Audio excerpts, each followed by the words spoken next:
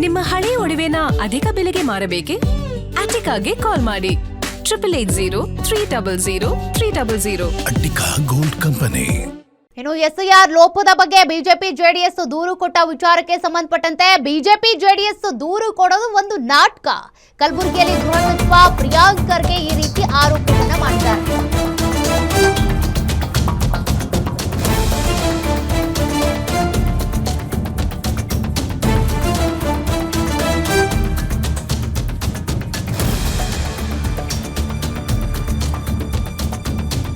ಹಾಗಾದ್ರೆ BJP JDS ದೂರು ಕೊಡುವ ನಾಟಕವಾಡ್ತಾ ಇದೆಯಾ? ಸಚಿವ ಪ್ರಿಯಾಂಕ್ ಖರ್ಗೆ ಅವರ ಆರೋಪ ಇದು. ಪಶ್ಚಿಮ ಬಂಗಾಳದಲ್ಲೂ ಕೂಡ ಮೊದಲು ಪ್ರತಿಭಟನೆ ಮಾಡಿದ್ದೆ ಬಿಜೆಪಿ, ಆಮೇಲೆ ಹೊರಗಿನ ಅಧಿಕಾರಿಗಳನ್ನ ತರೋದು ಇವರ ಪ್ಲಾನ್. ಇದೆಲ್ಲವೂ ಒಂದು ಗೇಮ್ ಪ್ಲಾನ್ ಅಂತೇಳಿ ಪ್ರಿಯಾಂಕ್ ಖರ್ಗೆ ಅವರು ಆರೋಪ ಮಾಡಿದ್ದಾರೆ.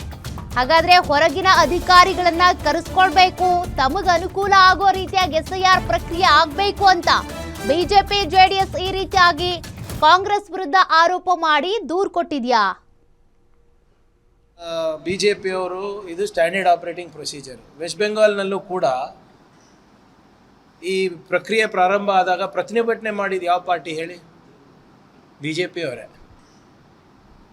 ಸುಮ್ಮನೆ ಪ್ರತಿಭಟನೆ ಮಾಡ್ದಂಗೆ ತೋರಿಸ್ಬೇಕು, ಹೋಗಿ ದೂರು ಕೊಟ್ಟಂಗೆ ಇರಬೇಕು, ಮ್ಯಾಚ್ ಫಿಕ್ಸಿಂಗ್ ಆಗಬೇಕು, ಎಲ್ಲರಿಗೂ ಹೊರಗಿಡಬೇಕು ಅಷ್ಟೇ. ನೀವು ನೋಡಿ, West Bengal is a classic play book.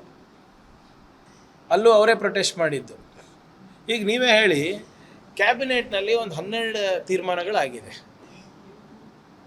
ಈ SIR ಪ್ರಕ್ರಿಯೆಯಲ್ಲಿ ಇರುವಂಥ ಲೋಪಗಳನ್ನು ಭಾಳ ವೈಜ್ಞಾನಿಕವಾಗಿ, ಭಾಳ ಲಾಜಿಕಲಿ, ಸಂವಿಧಾನಿಕವಾಗಿ ನಾವು ಅವರಿಗೆ ಕೆಲವು ಸಲಹೆ ಮತ್ತು ಪ್ರಶ್ನೆಗಳನ್ನು ಕೇಳಿದ್ದೀವಿ. ಯಾರು?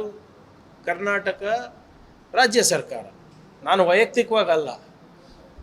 ಅದನ್ನು ನಾವು ಹೋಗಿ ಅವರಿಗೆ ಕೊಡಬೇಕು ಅಂದರೆ ನಮಗೆ ಟೈಮ್ ಕೊಡಲ್ಲ, ವಿರೋಧ ಪಕ್ಷದವ್ರಿಗೆ ಕೊಡ್ತಾರೆ ಅಂದರೆ ಏನರ್ಥ? ಯಾರ ಕೈಗೊಂಬೆ ಇವರು? ಇಡೀ ವ್ಯವಸ್ಥೆಯನ್ನು ಇವರು ಕ್ಯಾಪ್ಚರ್ ಮಾಡೋ ಪ್ರಯತ್ನ ಮಾಡ್ತಾ ಇದ್ದಾರೆ. BJP ಮಾಡೋ ಪ್ರಯತ್ನ ಅಲ್ಲ, ಮಾಡಿದ್ದಾರೆ.